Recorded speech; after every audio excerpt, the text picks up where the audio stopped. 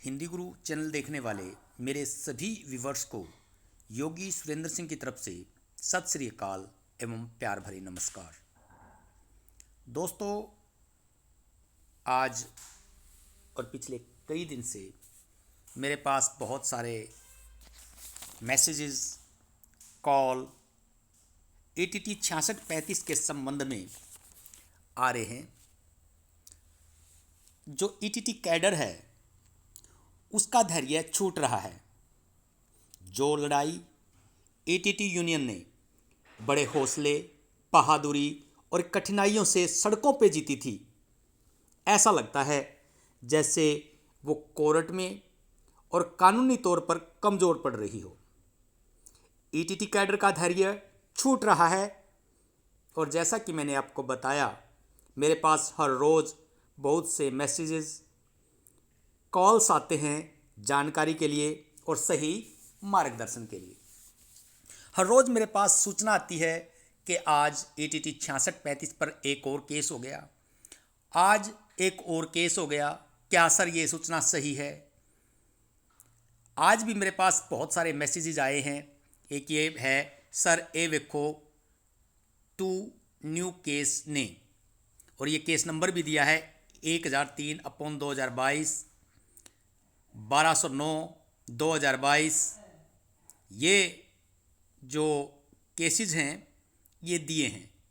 इसलिए जो ETT cadre है, जो नए यंग बच्चे हैं, जो उत्साही हैं, जुनून है, लेकिन यंग हैं और धैर्य छूट रहा है, तो ऐसे बच्चों को मोटिवेशन की ज़रूरत है, मार्गदर्शन की ज़रूरत है और सही ढंग से उनकी काउंसलिंग की ज़रूरत है। और इसकी जिम्मेवारी सीनियर ETT कैडर और ETT यूनियन की है, जिससे जो यंग जनरेशन है, यंग कैंडिडेट हैं, वो पैनिक ना हो। एक रूमर्स मैरिट, हाई मैरिट, लो मैरिट, हाई मैरिट, लो मैरिट की ये फैली हुई है। दोस्तों, ना कोई हाई मैरिट ना कोई लो मैरिट, सभी के सभी मेरिटोरियस हैं। जिनकी काउंसलिंग हुई है वो सारी तो मेरिट में हैं। इट मीन्स कट ऑफ जहाँ गई वो सारे ही मेरिटोरियस हैं। इसलिए इसमें लो और हाई का कोई मतलब नहीं, केवल मेरिटोरियस की बात है। मेरिटोरियस मीन्स जो कट ऑफ पे है। एक ये इश्यू बार बार आ रहा है। इसके अलावा आज कुछ ETT कैडर के बच्चों ने मेरे पास, एक पंजाबी में है ये, ETT यूनियन के नाम लिखा है, respected ETT union leaders and comrades, सत श्री अकाल to all. We would like to ask the union why they don't give information about their cases as the people of Rajasthan give information about every case. एक तो इस बात को लेके बड़ी नाराज़गी है कि यूनियन जो है खुले तौर पर ओपनली लाइव आके हर अपडेट नहीं देती। इस विषय में मैं बात करूंगा कि क्या होना चाहिए और क्या किया जाना चाहिए।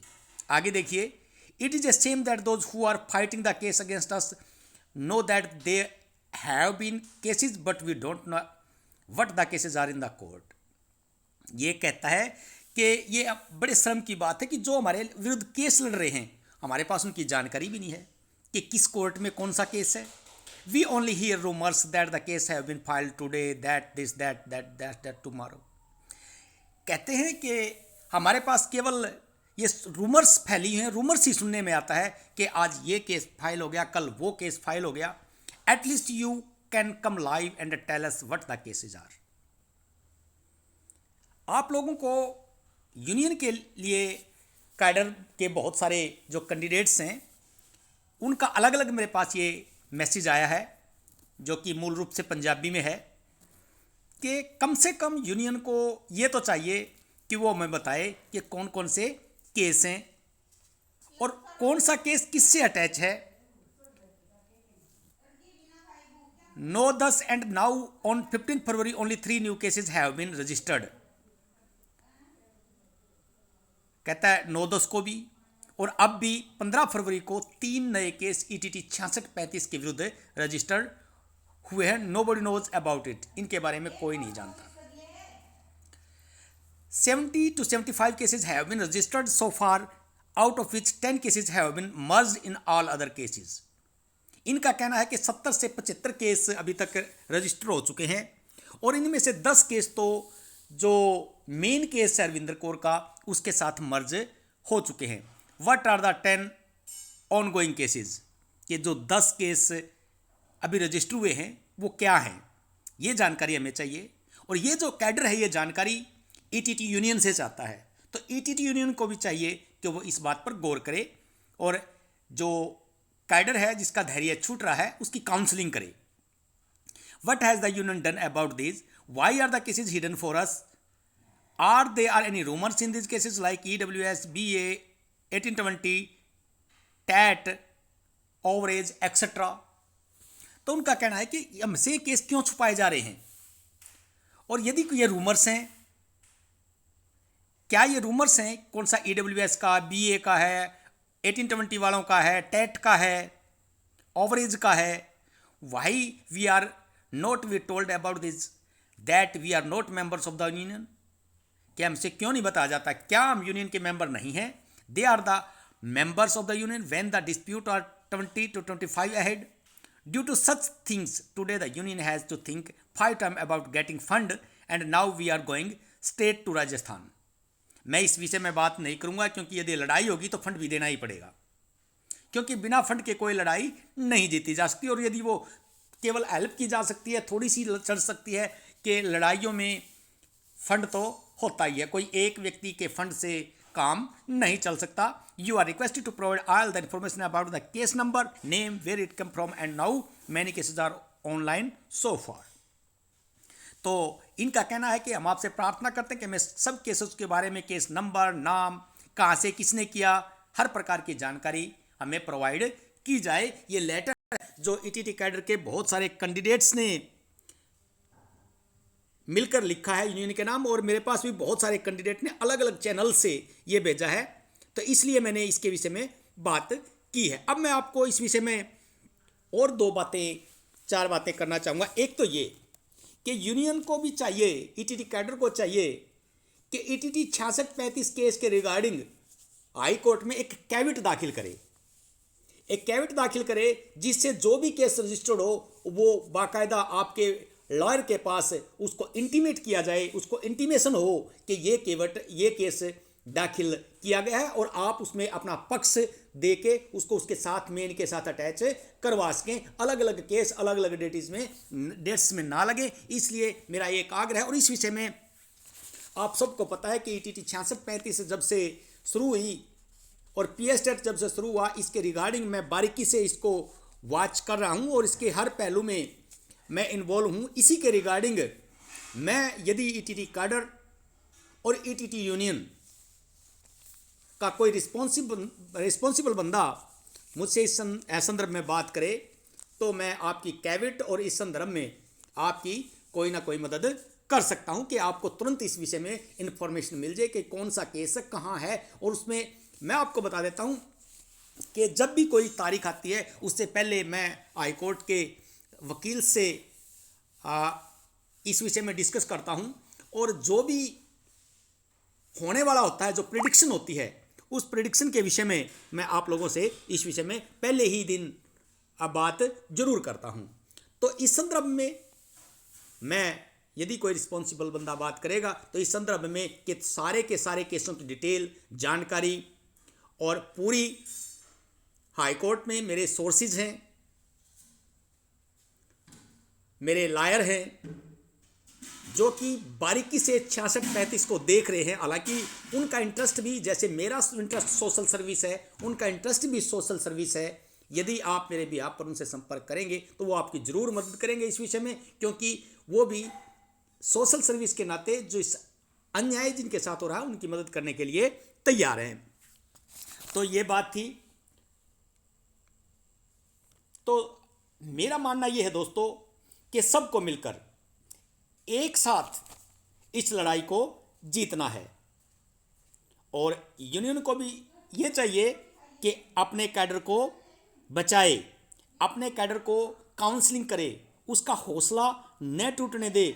और एक और मेरी इस विषय में, हो सकता है ईटीटी यूनियन ने इस कानूनी लड़ाई के लिए कोर्ट में जरूर विशेष तैयारी जरूर कर रखी होगी और एक लीगल सेल बना भी रखा होगा, लेकिन मेरा ये पुनः आग्रह है, यदि ऐसा कोई कार्य नहीं किया गया है तो एक लीगल टीम इस विषय में जरूर बनाई जानी चाहिए, एक लीगल सेल बनाया जाना चाहिए जो कि इस विषय में कोर्ट में सबको जाने की जरूरत नहीं है। 10-5 दिन पहले वहां जाके धरना देने की, या कोई कोर्ट में धरना थोड़ा देना है, कोई 2 बंदे या एक बंदा जो इसको बारीकी से देखे और सबके साथ आकर डिस्कस करे और उसकी बात को फॉलो किया जाए। 1 या 2 बंदा, इस संदर्भ में जरूर एक लीगल सेल बनाया जाना चाहिए। और मैं इस विषय में सुझाव दे दूंगा।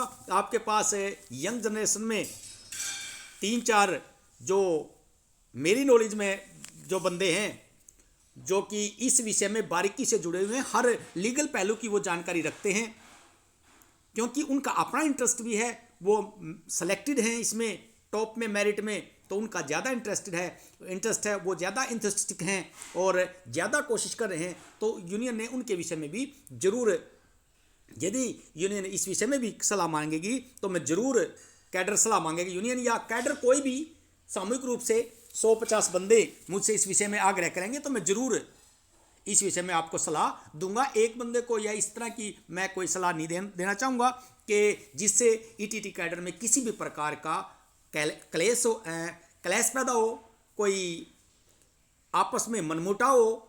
आज जिस लड़ाई को आपने 5 साल बहुत मेहनत करके लड़ा है, आज वो बहुत छोटी रह गई है। बस उस लड़ाई को आपने हौसले, वीरता, संघर्ष, जज्बे से जीता है। इस लड़ाई को आपने दिमाग से जीतना है। ये माइंड की लड़ाई है, ये कानून की लड़ाई है और कानून धैर्य और मस्तिष्क, माइंड से चलता है। आपको धैर्य रखना होगा, आपने कानूनी दांवपेच को कानूनी दांवपेच से लड़ना होगा। और मैं आपको एक बात बता देता हूं, कोर्ट में केस वकील नहीं लड़ता, कोर्ट में जो केस है वो एडवोकेट नहीं लड़ता, कोर्ट में जो केस है, केस करने वाली टीम जीतती है, उसको जीतना होता है, क्योंकि सारे फैक्ट्स उसके देने होते हैं, उसको देने होते हैं। कोर्ट में वकील तो आपका प्रवक्ता है, जो आप उसको मटेरियल प्रोवाइड करवाएंगे, जो कुछ आप उसको हर तारीख पे देंगे, वही वो कोर्ट में पेश करेगा। और राजस्थान की जीत का भी कारण यही है। तो इस संदर्भ में मेरा फिर आग्रह है कि एक लीगल सेल बनाया जाना चाहिए। यदि ईटीटी कैडर के कुछ बंदे या यूनियन का कोई रिस्पॉन्सिबल बंदा इस विषय में मुझसे बात करेगा तो मैं जरूर सलाह दूंगा कि किस प्रकार से लीगल सेल का गठन किया जाना चाहिए। उसमें रही खर्च की बात, तो खर्च तो हर काम में होता है, इसमें भी होगा। रही फंड की बात, तो फंड तो इतना दिया है तो अभी तो आप जीत के बिल्कुल कागार पे हैं, तो अब पीछे क्यों हटते हैं। अपनी यूनियन का भी सहयोग जरूर करना चाहिए, लेकिन आपका ये हक है कि यूनियन से आप प्रश्न पूछें, उनको जगाए रखें, उनको भगाए रखें, उनको आगे करके रखें। लेकिन ये नहीं हो सकता कि आप उनका सहयोग ना करें, आप उनको दबकाएं भी, उनसे काम भी लें, वे दिन रात जागें भी, आप उनकी मदद भी ना करो, ये भी संभव नहीं है। तो इसलिए दोस्तों आज इतना ही। फिर मैं एक नया विचार लेकर और नई बात लेकर फिर आऊँगा।